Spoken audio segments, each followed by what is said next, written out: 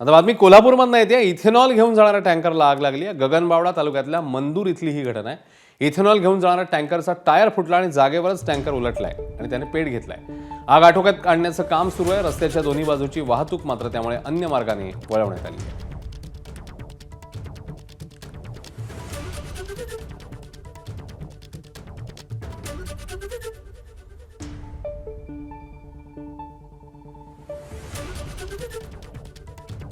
तर कोल्हापूरमधली घटना समोर आली आहे. इथेनॉल घेऊन जाणाऱ्या टँकरला लागलेली आग गगनबावडामधली, त्याची दृश्यही आता पाहायला मिळतात. क्लिअर दिसत नाही रे.